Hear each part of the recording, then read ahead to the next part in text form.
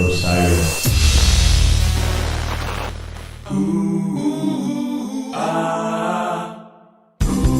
under the scale, under the scale,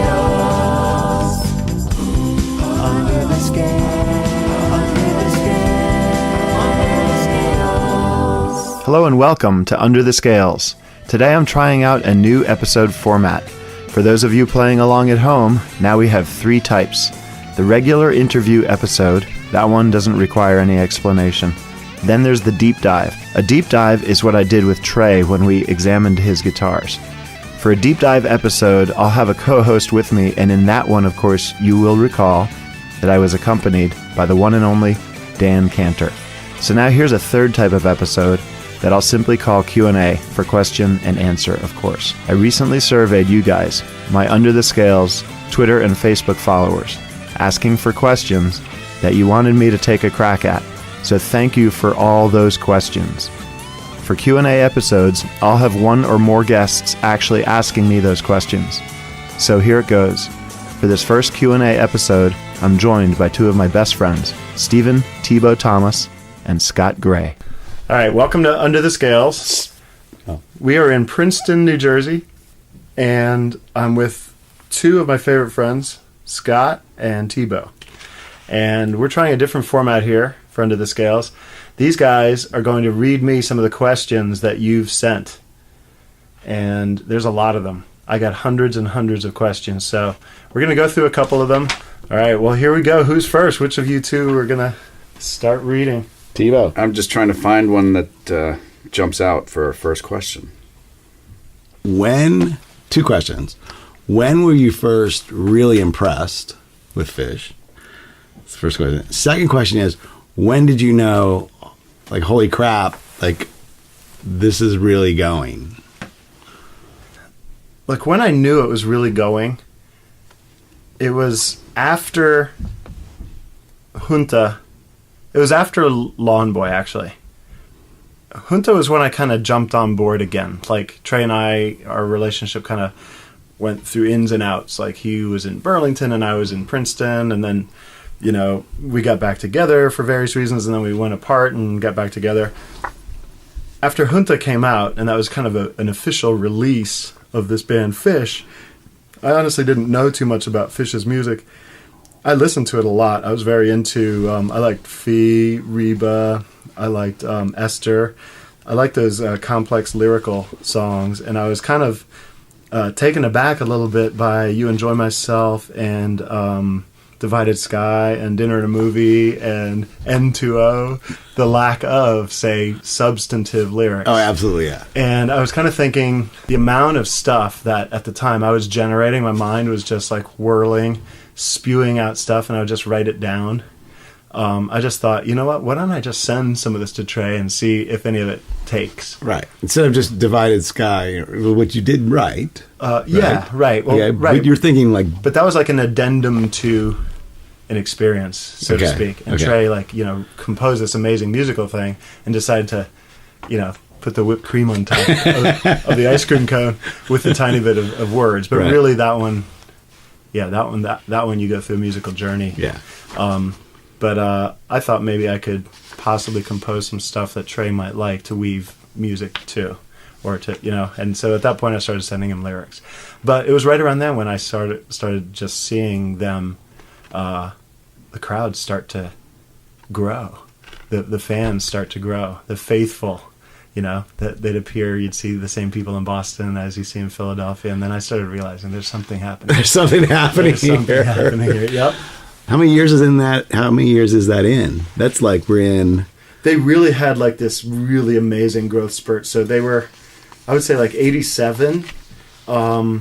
Really just growing like leaps and bounds. So they would play North Carolina for a tiny place. Then they come back, like Cat's Cradle or whatever that place was that we saw them down there. Right. Then they come back and they play a place that had to be twice the size.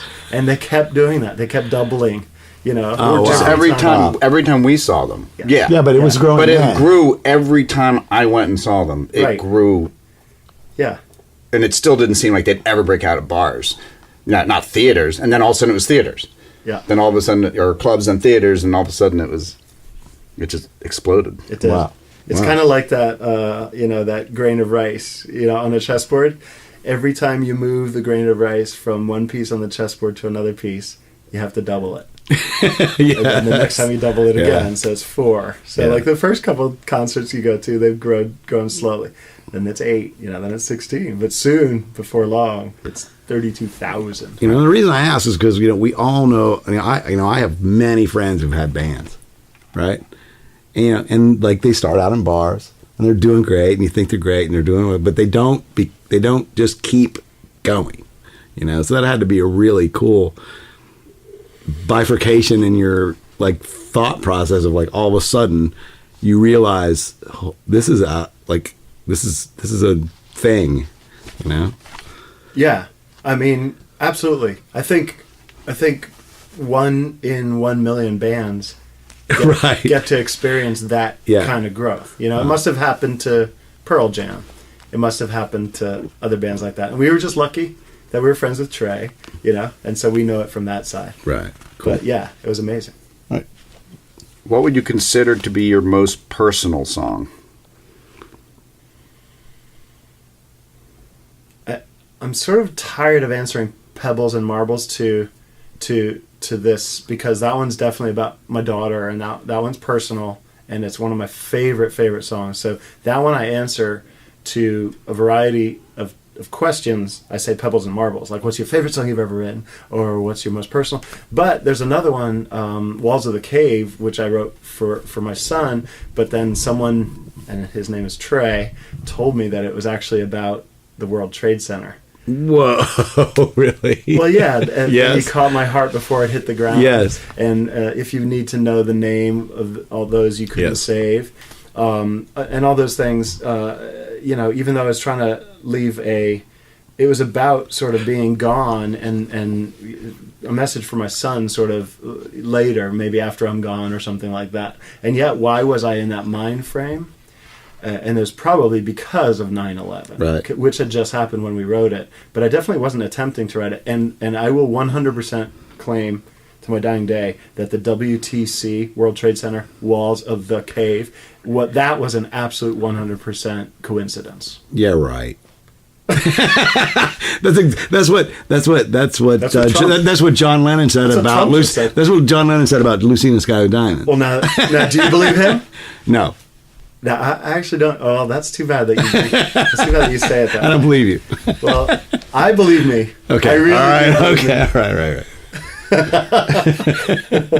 But yeah, so that's an intense. Those two, Pebbles and Walls, intensely personal songs.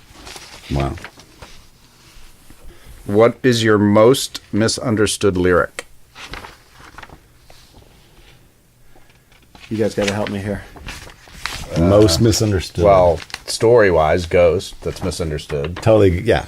No, but I think they mean like in. Yeah, and Like, excuse someone me comes when up- I kissed. When Right. I kissed this guy. Oh, There's I a see. bathroom on the Misunderstood. left. Yeah, Yeah, I see. yeah.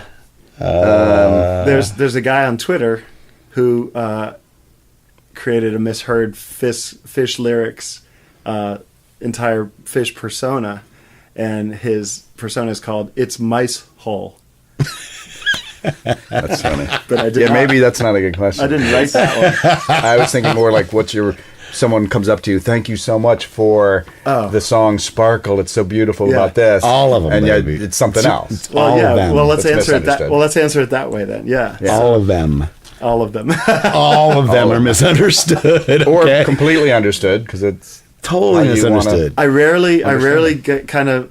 I think misunderstood from what I was thinking when I was writing it versus to what sort of the common thinking of what it's about. That there's frequently a disconnect there. 'Cause- Yeah, I've noticed because like since I've known you and I've learned like what these songs are about, I was like, wow, that's not how I looked at it at all. Like you have an zero. example? Like sample in a jar. All right. Okay. I'm trying Look, to- and everybody thinks of it differently. I actually heard someone just this last weekend talk about sample in a jar, and she said she thought it was about abortion. Okay, well, so what sample in a jar? Tell us what sample in a jar is about. Oh my God. I think it's Sample in a Jar is about reducing a relationship to a clinical scientific experiment. Okay. Right? And? Well, no, it's just like a, relationship gone bad. And, That's what's left? I'm going to wind up a sample in a jar. That's what's left? Yeah. Okay, all right. It's like, That's definitely I was misunderstood. at a party and I wheeled around because I didn't hear what you said. And there you are dancing with someone else, Oh, man. up on that bed. Dancing. Free.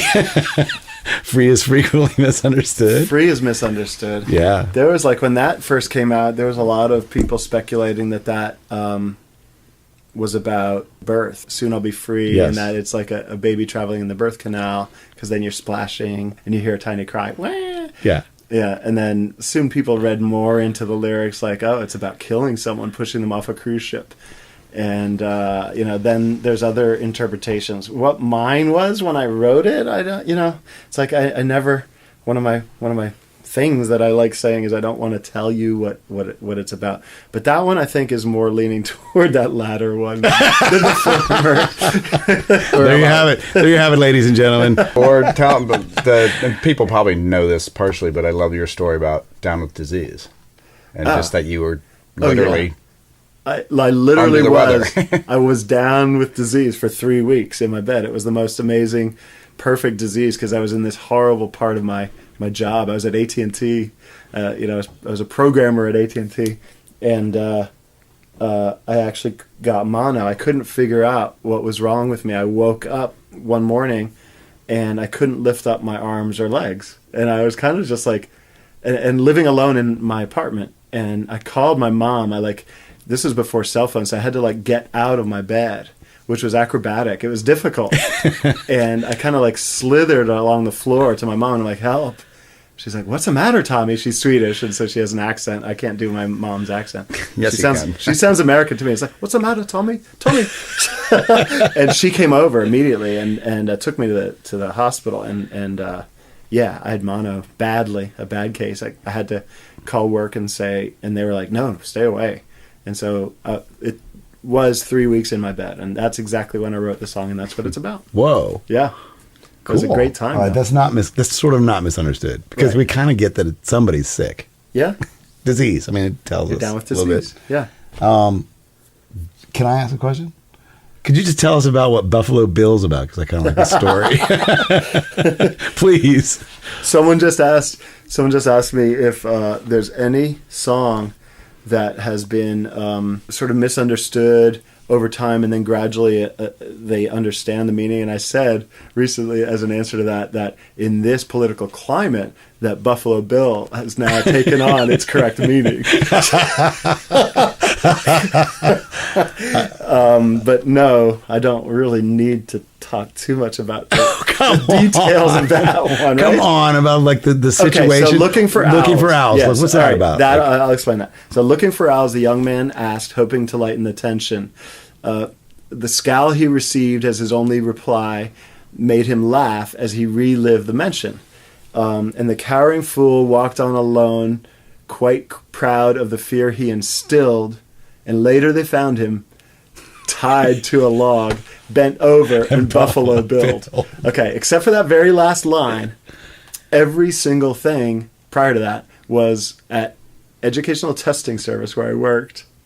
ETS. ETS. The people that bring you the SAT. Great. Oh, I had a sort of oppressive boss, and he was one of those guys. He's now departed, so I'm going to say R.I.P., and I'm not going to say his name. He was one of those that would do, we called bed checks. So like at 5:05, he would come walking by to make sure that everyone was still, hasn't left at 5. And then at like 9:05, he did a walk to make sure that everyone was there at 9. And then he would also do a certain type of bed check to make sure that you were within your 45 hour, because they had a beautiful cafeteria there.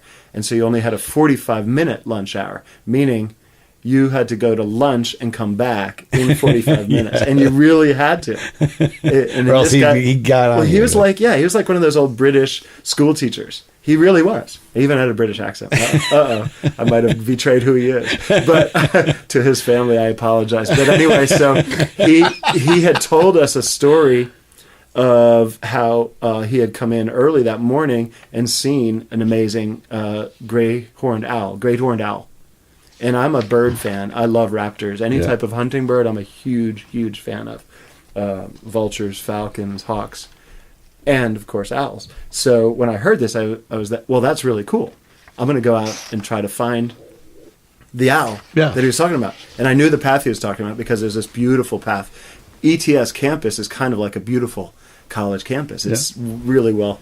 But we weren't allowed to, time-wise, eat lunch and then walk on the path because that would mean that we've taken more than our 45-minute time. And who should we see on the path as we're out there? Bed check. As we're out there, but Mr. Bed Check. And so the only thing I could say to him, he was approaching us. We were busted, right? We were just fucked. It was three of us, me, Joaquin, and Barry. And we were walking toward him, and you could see that we're like, the two of them like turned white, like, oh shit, we're busted. And he walked to us, and he was like frowning, pulling the Mr. Badass routine, right? He wasn't going to say hi or anything. Right, yeah. And as he came by, I was kind of like, we can't just like walk by and pretend we didn't see each other. Yeah. like is that the douchiest thing in the world? Yes. Right? So I was like, you know what? I'm gonna break through the doucheness of this situation. And so I said to him the one thing that I thought might be kind of okay. I said, looking for owls? Because we had that moment earlier. Yeah, right? And I thought he might just all of a sudden go, yes, of course, I haven't seen him. Great. Yeah. Instead, he gave me this amazing, like, I'll deal with you later scowl. A horrendous scowl. Yeah. Both of my friends, after he kind of disappeared, both of my friends like, why did you say that? I was like, oh my God, thinking that was like a really bad career move. So anyway, that's what happened. So now we know why he was Buffalo Bill. Well, you know what? Yeah, you know what motivated the Buffalo Billing. Got it. Cool. What you got? From Rachel. Does your songwriting support your family, or could it support a family? Do you ever think that this would be something that you could earn a living at? Or was it just for fun because you enjoyed it or you were passionate about it? It's a good question. I see a lot of speculation online, like financially. Decorum dictates that you don't sort of answer unless you're the president of the United States. You're supposed to state. Tom, will you release your tax returns? And when? Yeah. When I'm elected. See, when you're elected. You've already been elected songwriter, so. Yeah, you are songwriter. I promise. I'm under audit right now. Okay, later. But I will release them. Later. Yes. But after the audit stops. Did I ever think it would be like something that would support me? No, and I kind of never, I always called it, like put it in the extra column. And I've always had a day job. Always. And whether or not you need it, I needed it, it didn't really matter. It was just sort of what I did. To answer that question, from Rachel in Hopewell, correct? Correct. From Rachel in Hopewell, to answer it, yes, it started as something, it was something that I would do for free. And it's never anything that I expected to support my family. So do it from passion. And that's how you get real good lyrics anyway. Yeah. You do it all the time anyway. Do it anyway. Like I do it in the car going to the concert. We start riffing and making up. Yes. Usually very silly lyrics. You think? Yeah. Do you want to? I get really bizarre texts. Let me put it that way. Really like full on poem text. Yeah, and then 6 months later, you're at a Phish show and you hear it. Yeah, right. You hear it. Wait, like, I recognize that. Wait, I wrote that. No, I wrote it. By the way, I'm not getting anything for this. Oh, you are. You get a Lamborghini. There's a beer in your hand, motherfucker. And a Lamborghini. If it hits number one. I forgot about the Lamborghini. Yeah, we always had that rule. Yeah. If it hits number one, you're going to get on the British pop charts, you get the Lamborghini. What do you got? I don't know. There's a lot of questions, man. Look at that question. That's too long. Can't read that. What's the gist of it? I can't even read it. Just it out. Just it out. Just go ahead and just it right out. It's Tom. I'm Just often curious about how the band feels about the Gamehenge suite of songs and stories. I've been seeing the band since '92. Ups and downs, growth, etc. I guess just no. It's not even. It's not Well, no, I'll answer that. I'll take a stab at that one. Okay. Do you think a true Gamehenge set will ever be played again? Would you geek out as hard as I would? I would geek out. I love Gamehenge. I always have. But I think from the point of view of the other band members, it's something that was a little bit like it was so kind of Trey's thing. I mean, of course, they were the backup band on that beautiful senior thesis that we all know so well. Yeah. And of course, it was kind of like this cool religion that the band was obviously equally part of, that made Phish like this cool thing. Like they were already sort of a bottomless well of discovery. You could dig deep into the music. Some of the lyrics were cryptic, something weird, and then all of a sudden you discover, wait, they have a religion too? Yeah, right. It's like, whoa. Right. So I think the band, loves it, holds it in their heart in a special place. But I do also feel that they probably kind of got I don't know about tired of playing it, just like wouldn't want to make it the big thing about Phish, because it's not. The big thing about Phish is their incredible uniqueness as a band and their ability to play so well night after night and come up with amazing new music too all the time. So that's looking backwards, and they don't want to get caught in the past. Oh.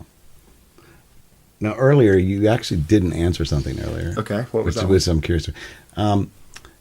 Do you make requests, and do you have any cool stories of those requests being honored? Tahoe. Yeah, I think the three of us are actually... Yeah, I kind of set that up. Yeah, it happened to the three of us at Lake Tahoe when shortly before coming on, my phone started buzzing in my pocket, and normally I'd ignore it. Like, normally it'd just be off. It was literally minutes. It was before, minutes. 2-3 minutes before they hit the And stage. Trey texted me, he's like, what do you want to hear tonight? And that's something that I'll get, 3, 4, 5 hours, like as we're driving into Boston Right. or wherever they're going to play. Tebow and I'll sometimes get a text like, what do you guys want to hear? We somehow lucked in, and this is turning, making a short story long, but earlier that evening, I tried to pull the Tom Marshall, I'm a special person thing to Phish, saying, could I get some VIP seats kind of thing. I got a bunch of friends, and they kind of looked at me like, you know what, this isn't really our venue. We don't know this venue very well, and we don't really have a whole lot of pull here. It's owned by the casino. Yeah, it's a casino venue. Yeah, and you know what? No, we don't have anything. And there was a guy there standing there, kind of his arms were folded, he was kind of smiling. He was like, well, it turns out, actually, we do. We got a couple high roller suites that are not going to be used. Yeah, sure And- it is. No Yeah, high I was rollers like- or fish heads. Yeah, and I was What are the odds? Cha-ching. And it was the best. Sure.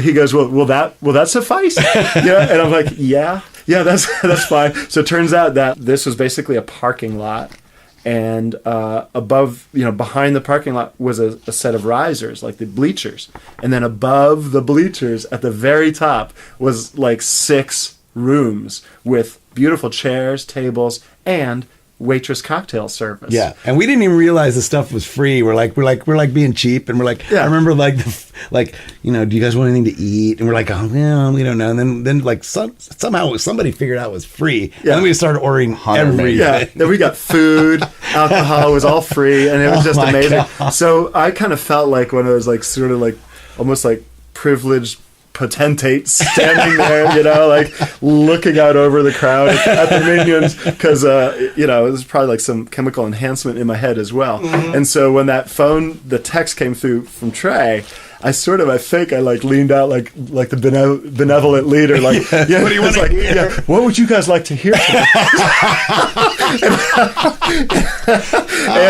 and sure enough, I made it happen. You know what I mean? Like, I think we threw out 5 songs, and he played 4 of the 5 He did. in the first set. And as you just alluded to, the unreal thing was the girl right below me, as I said that, immediately said Camel Walk. Right. Yes. And it turned out that's what they open with. Yes. And- 3 minutes later. and That's she looked at amazing. us 3 like- minutes she looked later, at us like, amazing. Fish played How'd you do Camel Walk. that? Amazing. And then Who are you? A second weird thing was that her name was Camel Walk. Like she goes by Camel Walk. I thought Really? I'm pretty sure I named her Camel Walk. And Hunter and I named her Camel Walk. Oh, okay. Yeah. All right. Oops. Sorry. But she took to it right away. She's like, yes, that's perfect. I'm Camel Walk. So literally I'll see her years later now and be like, hey, Camel Walk. How's She's it Camel going? Walk. Plus, we also way. like we reached our hand down and pulled people up into that special. And box. handed drinks down all And- night. Yeah, we handed drinks down. So we're friends still with Nima. She didn't Shout walk- out, Nima. How are you? She did walk funny. Like a camel? She did, yeah, a little bit like a Dromedary or one of those other? What's that other What kind? of that double hump one? Single dairy or double dairy? Double But I don't know. Now let me introduce the people in the room a little bit better here. So Scott Gray is the person on my left, and he is known on Fantasy Tour as 6/22/94, which is a show date where he met the love of his life and had an amazing experience. Apart from that, I think that was like the cherry on the top of an amazing experience. Yeah. But he's also very well known for lots of stories like I suck at jobs. I suck at fill in the blank. Basically, I suck. I suck at Yeah. and hilarious stories that have come back. I've seen them now. Someone saved them, thank goodness, because they're back. And then another thing that Scott is known for is sort of being one of the primary agitators behind the Ross compressor thing. So when Phish came back in 09. in 2009 at Hampton, a few people heard a difference in Trey's sound, and sort of it became this big sort of debate on Fantasy Tour that the reason was that he's no longer has the Ross compressor in his rig. And sure enough, people took pictures of it and determined, you know what, it's missing, and that might be the thing missing. Meanwhile, Trey was experimenting, and so it was, perfectly valid that he left it out here and there and was doing different things. He had his Ross compressor, but the message that the audience sent to the band, to Trey, was, let's try the Ross compressor again. Well, here's how this went down. Okay, so basically, I'm on Fantasy Tour, and this is from 2003 until 2009. On Fantasy, there was these guitar geeks, and they were following Tab around and Trey around, all that kind of stuff. He still wasn't using a Ross compressor, and they were just really pissed off about it. Like they felt like everything was wrong. Now this Ross compressor wasn't in there. Now I didn't hear the difference, to be honest. Like I loved it. I didn't care, okay? But I did care that they cared. And then, so you were on a thread on Fantasy Tour, and one of those guitar geeks came over and asked you a question, said, would you ask Trey if he's going to bring the Ross compressor back? And I remember you were very polite. You were like, you know what? I'm seeing him tomorrow for a songwriting thing, and, I'll ask him. You came back the next day, and you're like, I asked him, and it was really strange that he thought it was strange. I asked him. I've never asked him about his equipment ever, right? And he thought that was pretty strange. But he said, I've been thinking about bringing that back. Now Phish is coming back, if I can find it. If I can find it. And I went, wait a minute. Why are we leaving this to chance? What really? This is the only thing between these geeks and their happiness, and you did. So I went on. And you imagine this Hannibal Lecter style garage full of guitar relics. Yeah. And he can't. There's no way he can find it. There's no way he'd find it. There's no way he doesn't know where a this severed thing is. head in there. He's right. It's Exactly. an old Mercedes with a Yeah. woman's skeleton. He has no clue. The Ross compressor's under the woman's skeleton. That's what I was thinking. That's still where it is. Thank you. That's what I was thinking. So then I was like, I immediately went to eBay and found one. It was like $300. I bought it. I came back to the thread and was like, guys, Christmas was coming up. They announced in 2008, late 2008, Christmas coming up. I go, we're getting him a Christmas present. It's this Ross compressor. Everybody wants in, send me an email and you get to be on the card. You get to put your name they on the somehow card. PayPal'd you enough money, Yeah, they PayPal me. so you got paid back. I got paid back, and we collected enough money. On the bottom of that Ross compressor, we put we chose, like, I had everybody choose what are we going to engrave on the bottom of this thing, and we laser color engraved a Phish logo, and I let that group then vote on what the phrase was, and it was "and when the moment comes" from Walls OK is on the bottom of that Ross compressor that he got. I don't know the lyrics. Know it. I wrote it. No, I wrote it. It's "and when the moment comes." And when the moment comes to read the words that I engrave, you'll find. So that's why it was, because So we it's engraved. That's You engraved. engraved on it. those. Oh, got it. Yeah, That's yeah, really that's what amazing. That's what so they said you that. really actually, I've always just been telling part of the story. You really filled in Yeah, the approach. yeah. And so then I always had the landing. yeah, we said yeah, and that's how I met you, right? Because we had to actually deliver this package to Trey. Yeah. I don't have his address. I don't know where he Right. And so I had to get a hold of you. Well, I wasn't even sure it was you. Like on a PT, you could be anybody and just pulling my leg, which is very typical. So I remember I texted you on MySpace. Okay, your Amphibian page on MySpace. I had Amphibian. to see if it was you. And To it was prove you. that it was me. Yeah, Yeah, it was you. that's right. I had to verify. And that's how we met. Right, and then just to complete the loop, I gave it sort of very publicly because I took pictures of it. Yeah. I gave it to Beautiful. Trey. He was amazingly thrilled. He wrote a letter to Fantasy Tour in thanks, and I took a picture of that and read it. Yeah. So that was great. Which was hilarious because basically he said he was really excited about it, and he wanted to go over to the studio to check it out if he could find his vintage Maserati. right, implying Right, we Fantasy need to Tour, get him. please we get him. need to get him a Maserati so he can try the damn thing That's out. funny. he's got on the Maserati. Scott, could you not to beat a dead horse, but can you also tell the amazing thing that almost happened? Almost happened. That almost was regarding the trampolines. Okay. So after the Ross compressor thing, like I got kind of, I was excited about doing things for the community and really like making things happen. And like after 5 years of no Phish, I was really excited that they were coming back. I like really excited to come back.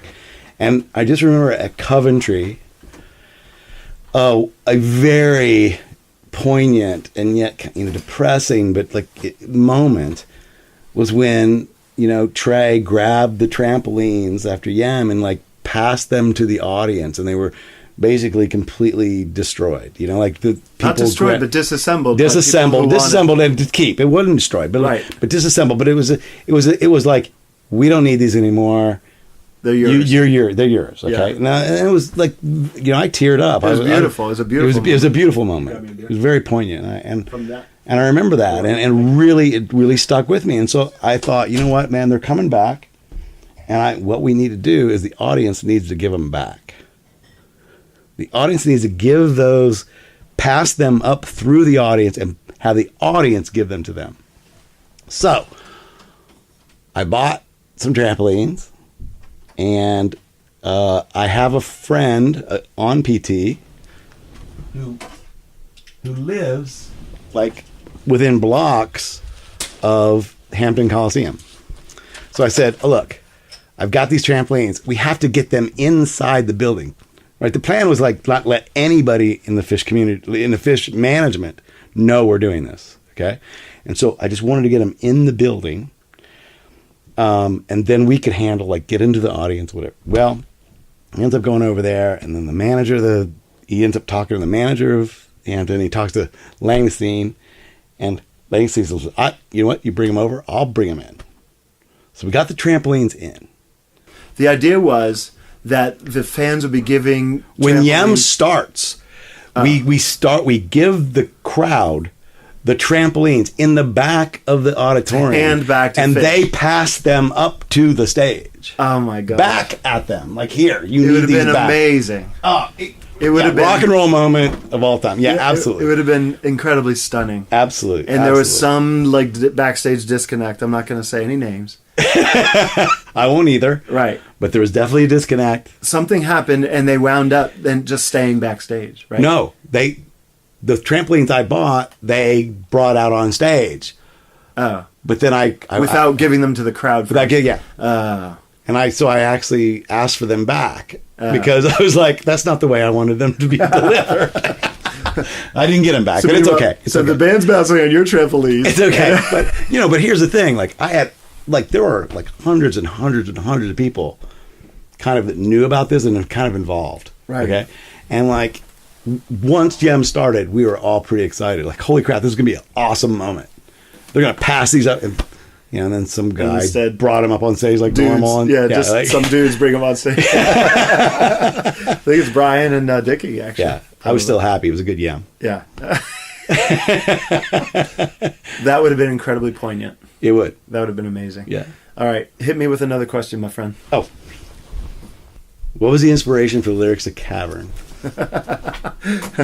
Well, I probably shouldn't even answer because I'm about to interview Scott Herman. Won't that lead up? Okay. So in a lead up to the interview I'm about to do with Scott Herman, the inspiration, that's actually hard to put your finger on.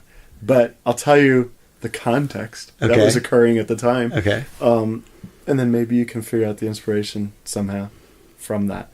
So imagine two computer programmers in a absolute virtual sea of cubes of programmers. It was like one of these AT&T moments where there are literally 600 programmers. Every one of them like vying for, everyone, like, they were segmented into groups, and we would have these meetings and division meetings and manager meetings and crap. But for the most part, we were just like set adrift in our cubes to program, and you had like this project list in front of you that you had to, your various tasks you had. I think a lot of our audience members can relate. Okay, so anyway, I was a cube guy, cube surfer, and there was this one guy that you could tell who the productive people were because lines would form in front of their cubes of people asking questions. Right. And Scott Herman was one of those. He was like one of the like more senior guys and sort of like the smart guy that knew what was happening with this big system. It was like a financial system. I don't know. I worked on it, but I couldn't tell you what it did. I was of the mind that I could not come to work or come to work, and it wouldn't make a difference. Wasn't it? You would come to work and you would just write lyrics. Well, that's what we're building to. That sounds awesome. Yeah, okay. Yeah, and that's probably why I had to move from job to job every 2 years. But as far as Cavern goes, that was one of our first. I think our very first was Squirming Coil. Squirming Coil. Yeah, Squirming Coil, where I said the Squirming Coil of Sunset. Back then I wrote, I keep from Satan's reach. Trey changed that to I keep within my reach. But I keep from Satan's reach, tried yesterday to get away and hitchhike to the beach. And then Scott replied, I saw Satan on the beach trying to catch a ray. So wait, you're writing email? You're like, we're within the office. Across so the you're hall. in the office. Across the office, You got your cubes, and you're like sending them email because you're bored. And you're like, here, check. From one cube to another. And then he's sending you back stuff. Yes. Yeah. So Squirming Coil being our first, and it took him like a day or two to respond. And I found out later that he was actually really puzzled by that email that I sent him. And I thought I may have made a faux pas, him being sort of a senior guy, like sending him this weird thing. Yeah. Because my mind was just like, I couldn't sit there and do programming. Right.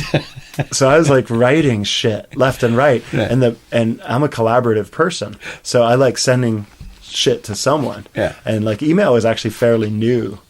So like inter-office email, you had to send it to someone, within the office. Yeah. I couldn't think of anyone outside the office to send it to. So of course I sent it to Scott. And then it took him a few days, and then he came back with, I saw Satan on the beach trying to catch a ray. He wasn't quite the speed of light. The Squirming Coil got away. Wow. Right. And then we did Lawn Boy, but sadly his half of Lawn Boy, which I couldn't recite right now, didn't make it into the song. Like Trey was just happy with the little part that I did.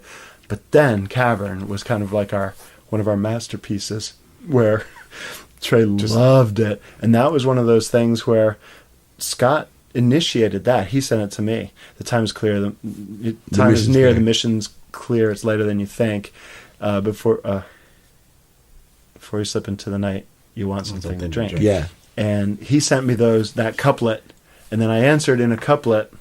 But then we decided, let's mix it up. Like, I'll send the first line of a couplet. And so we changed everything you can change. Like, who's the initiator, who's the answerer of the, and even we divided the couplets up. So by the time we were done, we'd done every sort of permutation of who sends, who receives, who answers, who questions.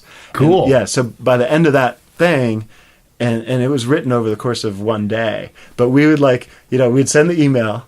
And that was like the official record. And then we'd like run to each other to the window and like giggle, and then like go back and like and I would say, okay, all right, I'm gonna send it to you now. So go back. So he'd run back. And remember, this is during work. This is during work. Yeah. And so that's how we made work go by. That's probably And why it's lunch. AT&T stock went down at the time.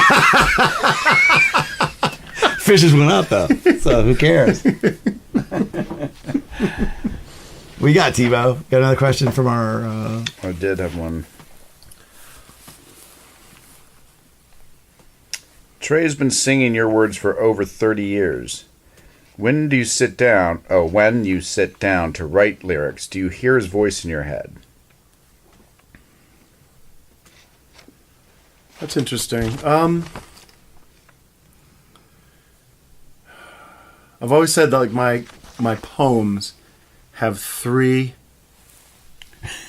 stages of life, like of birth. Like this is getting probably too deep for a very simple question, but I'm gonna go deep just to answer. So like the first birth of a poem is when you create it. Like I write it to myself, and if I like edit it and whatever, and I say it's done, then it's done. The second is if Trey like says, well, let's turn this into a song, and we turn it into a song. So that's two. The third is if it actually makes the leap from being a song that Trey and I wrote to being a Phish song.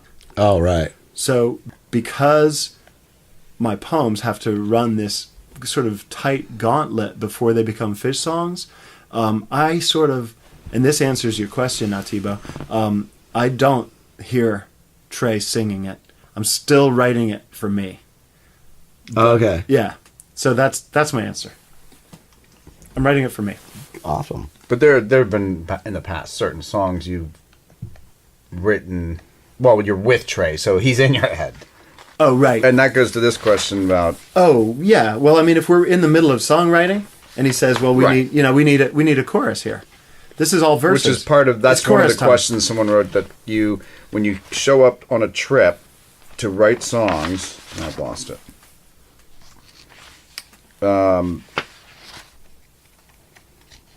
Do you come with lyrics, or do you make them up on the spot with Trey? And I know the answer is both, right? The answer is both, yeah. And the funny thing, the timing of this interview that we're doing right now is kind of funny because on Friday, I go to the Jersey Shore and the house, and they're probably right now filling it with Getting equipment it ready. and getting it ready for us to do a 2-day writing session. 2 days. Yeah. So in 2 days, what are you going to accomplish in 2 days? Like, So we'll write Saturday and Sunday, and we'll probably get there Friday. So it'll be 2 nights and a full day Saturday, like Friday night, a full Saturday, and then Sunday morning, and then we always incorporate the listening party. so you're not just writing, you're making demos. Well, right. That you can listen to. That's our method, is that we're actually writing songs, right? So Okay. So we have pretty sophisticated recording equipment, although we keep it not sophisticated to limit us. In other words, we could have like a 64-track Right, studio you have there, 4 tracks, but we so would never 8. ever finish a song. Right. So we just limit ourselves to 8 and sometimes 16 at the most tracks, because when we fill them, we never bounce. We never do overdubs. We never bounce. We fill the tracks and then we move to the next song. And that's the only way we keep going. Otherwise, Trey would go, you know what? I can beat that. or Tom, you know what? You can beat that vocal. Why don't you sing that again? Right. Or if you, how great did this sound on this track? yeah. Add Or, another. or you know what? Like you played that on that weird piano voicing. Why don't you change that to a clav? Let's hear how that sounds. And when you're in a studio, you have the luxury to do that. Oh, right, But right. we just fill up the tracks and move on, and that's how. But you going know, back to the question, so this Friday you're going to bring lyrics Right. that you've been doing for the last Now, month do or two. you Yeah. have melodies in mind ever? No, well, okay. So I just sent Trey, which is actually this is a new addition to our method, is that we're doing email stuff now. So I'll email him an MP3 of a song that I put cool. together because I've gotten like into podcasting so much. I have this studio constantly set up where I can press a button, and I have my keyboard next to me.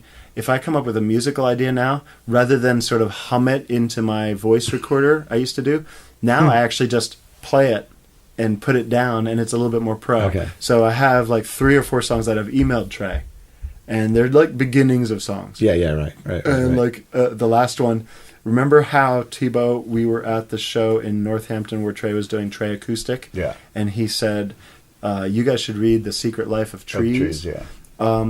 I wrote this song, and I don't think he influenced me to do it, but he said, because it has something about the message in the leaves. Right. The wind is whispering through the leaves, the message, something. Right. And he goes, Tom, this is The Secret Life of Trees. Have you read it? And I said, no. And he goes, well, I'm going to bring you a copy of the book because you have to read it because this reminded me exactly of that. So we have that song kind of already working. And but then, from what I know about those trips through the years, you'll also, 2 of you will just come up with something, especially Friday night, come up with something funny or just amazing. You'll just be riffing and you'll write a song right there, like Cook Cabin, because you saw something on the wall, or This is a Farmhouse. This is a Farmhouse. As we have the walk-in song, which comes like just that's right pure away. Spontaneity. Plus Trey often, he's like got this incredible memory for lyrics where he'll sort of glance through a sheaf of lyrics, and I might have 14 poems, and he'll sort of immediately draw impressions like no, no, no, yes, no, no, yes, yes. And so we'll do like the 4 yeses, and then rather than go back and like try to salvage a no, he'll kind of just sort of put them aside. And so that's our, goodbye to pre-written Tom songs. Now we're into new territory, and Trey loves new territory. So he'll say something like, all right, why don't we write one? Here you go. I've been working on this. And that's how like Winter Queen and Frost, he just said, why don't you write, and I was sitting next to a river, and that's how Frost was like, oh, man. Under ice upon the river. you Yeah. know, with one last attempt to deliver, the message was lost because of the frost, blah, blah, blah, whatever. And it's kind of like, and then Winter Queen, the same thing, the Summer Queen, it was all sort of, it was happening right on the spot. And I remember those, Trey's guitar, playing beautiful guitar behind me is the soundtrack as I'm writing. Oh, man, yeah. And there's no pressure. He's like, he and I have this amazing, he'll never say, Tom, hurry up. I need lyrics. He'll just keep playing guitar, and he'll play all day. Like if I just sat there as a challenge, he would just keep and not playing. doing anything. I wouldn't do anything. But he knows what I'm doing is frantically based on that melody, trying to come up with something. Yeah. And because then after so a verse or two will have appeared, and then I'll go, I got it. Like turn around, like beaming. And he sometimes will also go, wait a minute, I also got it. Like he'll have done something too. And so I have this like competition. And sometimes, we'll do this thing like, why don't you record your thing? Because I have a thing, and I don't want your thing you want to mess each other up. my thing. Yeah, right. So like I'll go into a different Separate. room, he'll record a thing, and then we'll like kind of sometimes combine it. Yeah. Well, Cool. The most famous of those, the spontaneity songwriting, obviously would be Farmhouse. You mentioned you walked in and there was a note from a maid who probably deserves some royalties down the line. Yeah, She actually wrote the first verse. You're not the first person to have said that. So we pulled up to that farmhouse. This is like one of the 96, 97 Stowe, Vermont farmhouses. And on the way there, Trey and I did see the Northern Lights, my first time ever. And so that was in my head. And some other things were in my head from that drive there, because the drives there are a hugely fun thing, too, because Trey's kind of a strange driver. Like he's an incredible athlete. He's an incredible athlete. For some reason he can't do sometimes brake like and- he tries to do gas. 7 things at the same time, and driving becomes neglected. And it's, he's always going fast, and Vermont isn't known for every one of its roads being paved. So, anyway, that leaves the door open for some interesting stuff. But we arrived at this farmhouse, my head brimming with ideas. Paul and Karini were just leaving, and Paul said, before we leave, we set up the whole thing. There's a bass station, there's a guitar station, there's 2 vocal stations for you, Tom. You can choose these 2 mics. There's a station near the keyboards for you guys, and there's some drums. We got some percussion set up and bongos, blah, blah, blah. And you know what? Why don't you test each one? And I was kind of just like, I don't know what to do. And Trey just said, okay. And he jumped onto like the keyboards and started playing. And then he jumped on the guitar and started playing and was like, and so I immediately like ran to the recorder because I realized there's actually a song sort of being constructed here. Right. And so like rather than let whatever he was doing disappear, we recorded it and kind of was overdubbing. And so then finally Trey goes, the only thing we haven't checked was the mics. So Tom, and then he rewound and pressed go, and I'm like, fuck, I don't know what to say, So I grabbed this note that the cleaning lady left. And I'm like, yeah. And I was just like, welcome, this is a farmhouse. No way. We have cluster flies. And then I added alas. That's your lyric. I added alas. I added alas. So you helped her out in the first verse. Yes, I helped you out in the Thank you first for verse. that. Right. Because it was literally she felt talking bad that about there was the cluster flies all over the freaking place. And which we had no fucking idea what it What is. the hell is a cluster fly? well, that's the thing. I think a lot of people know now that it's a type of fly, but Yeah. at the time, So, sillily enough, is that a word? silly, Yes. Sillily enough. or it's a lyric. Right there, I have Aaron Wolf's and my first version of Wilson Yeah. that Aaron and I wrote. I also still own that note that the cleaning lady left. Really? Yeah, and I've seen it as recently in this house Yeah, as it's in 5 years ago. I don't know where it is. It's in the. I don't know right now where it is. I know, but I Well, think it's in the it's- back there. But I found it. It's going to be in my pocket. Well, it's going to go. It's going on eBay. it's already. It's going on eBay. I took After it- this I took podcast, it it's five- going on this eBay. podcast. Yeah, I took it 5 years ago. So Oh, you took it 5 years ago? Okay, well. the last time we saw it. That's why I was. But wouldn't you say? I'm just gonna write a no one. all you Just eBay shove it bidders under out his there, bed. wouldn't you Like, guys? oh, there it is. Wouldn't you guys think like that would be worth roughly between $1,500 and $1,700? Yes. Yeah. As a first No, bid. 15 to as a first bid. $17. Yeah, I was going to say $17. $17, not $1,700. Right. All right. I'll give you 18. Yeah. 1,800. Do we have 1,900, Actually, ladies and gentlemen? That, to go back to something earlier, talking about this show, the size of crowds, and you can edit this out if you want. And you mentioned Aaron Wolf, and Aaron wrote this song Wilson with Tom in 8th grade. And who else? Aaron wrote Wilson just- with just me and him. Okay. And Aaron wrote So Golgi with Then Bob we Zubik. lost track of Aaron.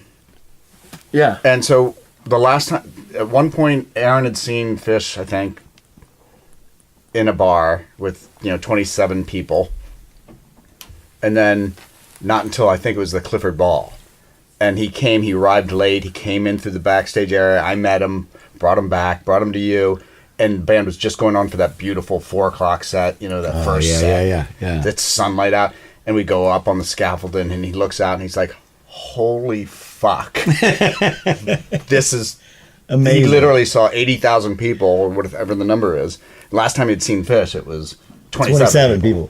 Because he had disappeared for that long period of time. Wow. He did, but I do remember. I thought what you were going to say. So that might have been the second time, that he had gotten a clue of. I don't Right. think he knew how big.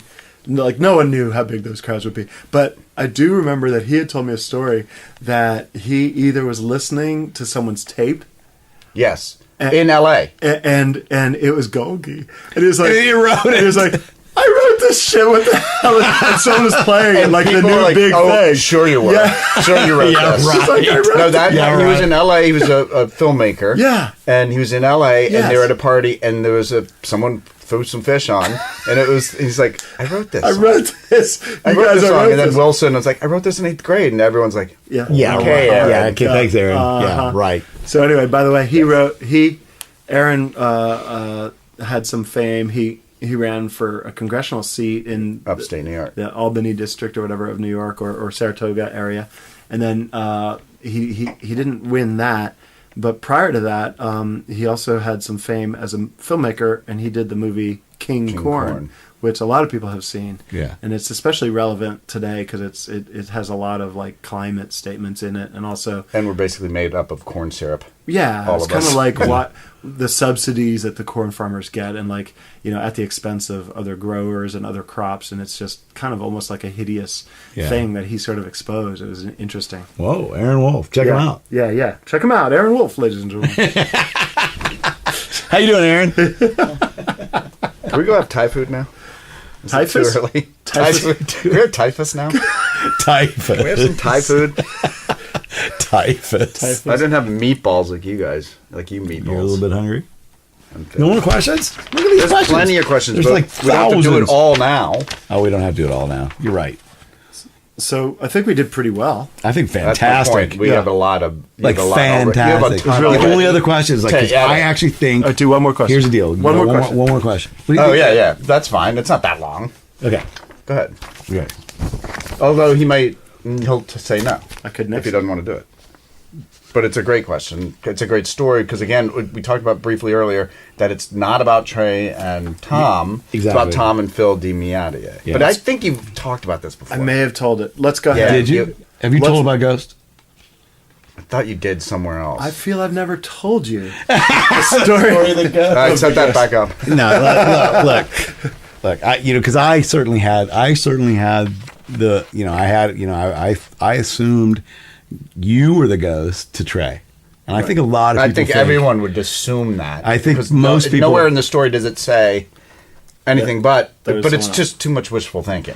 you know? Yeah. It's like It's more it's like Tom's- Trey singing about you, but I actually think the real story is great. And I'm willing to tell it again because I think it did actually. I think even on my podcast, it came out, but it was on my intro podcast. Okay. Which no one's listened to. That one. It's called "Let's Take a Ride," which I take with me and my producer. I do a drive through Princeton Day School. That one, no one's listened. That's what it was. No one's listened to it. I didn't hear it. No one's listened to it. I don't know why. It's episode 000. So Well, maybe that's it's like, why. Yeah, maybe that's like the one to ignore or something. I think it's a good episode. But in any case, I will say it again. So, a really incredibly good friend of mine, to set the stage a little bit. Basically, Trey was in public school at Princeton, and I was in public school, both from working class parents, no real money here, and both I think of our families at the same time kind of hit a little prosperous streak, enough so that both of our parents thought, let's send our slightly underperforming sons to private school because we hear it's better. Right? So I wound up in private school, Princeton Day School, I think Trey had arrived a few years prior to me. So I show up in 8th grade at Princeton Day School. And immediately there's all these events for new students. And I kind of really incredibly connected with this guy, Phil DiMiadia. And he's a wonderful, amazing, warm, incredible human. Love Phil so much. And he's now in Maine, and he's like working for the National Park Services, and he's in charge of amphibians. All the amphibians in Maine, which is awesome. That is awesome. So hey Phil, how are you? But so and he and I have a remarkably different take on this story, and I don't That's even what's know. so great about yeah, it. and I don't even know if he really knows how much. And he, how different it is, and maybe this will be the sort of eye-opening for him. But because if I repeat it enough, maybe it'll get to him, and maybe out in the woods, maybe he'll be listening, on his iPod, on his iPhone. I hope you're listening, Phil, and I love you, Phil, and it's just such an incredible time for me. But we both needed support. We both needed a friend. and we turned to each other, and we were both, I think, rewarded by like an incredibly sort of, but for me in Phil, an incredibly like almost like a mirror, like thinking the same things I'm thinking. Like we're going through this weird time trying to be the new kid at Princeton Day School, and every time, like he was just an incredible support system for me, and I hope I did the same for him. But we kind of at the same time were going through, 8th grade, and like we shared some of the same experiences, like first girls, first anything, lots of firsts, Yes. right? Yeah. And we were really close. We were together every weekend. We were together all the time. I was at his house or he was at mine. We went on vacations together. He went on vacations with my family. I went on vacations with his family. We had another friend, Dan. We went skiing with Dan's family. So we were always, always together. And one of our firsts was smoking weed. And neither he nor I took to it very well. We both were almost overdosed by it. like it was almost too much. Like it was too much of a new thing. And I remember one time we were at a party, and it just kind of hit me really, really hard.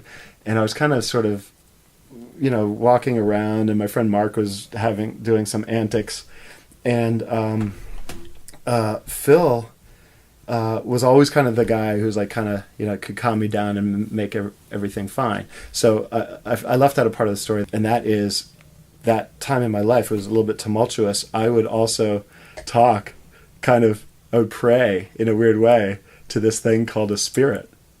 I had this little secret in my life where I would sort of like sometimes at night I would sort of say things out loud thinking it was being heard by someone, and it would alter the course of my life in different ways. I would sort of ask for things or just say things, and then I would go to sleep or whatever. It was kind of like praying. You say it out loud, though. I would say it out there's loud. not just in your head. We all do this in our head. I would mouth it. No, I would mouth it. And I really was thinking, and the thing that I was saying it to, because I definitely didn't have a concept of Jesus or God or anything Christian at all, but it was definitely something called my spirit.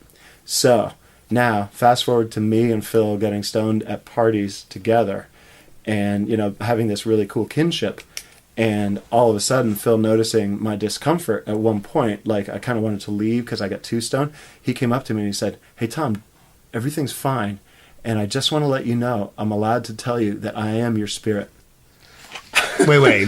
He just said this out of the blue, and Yes. you never said anything about this to him. Nothing. I would never have told anyone that. And I was just like, kind of like, it was like a lightning bolt went through me. I was just like, this explains a lot about our friendship. And yet, how did he know, and what the fuck?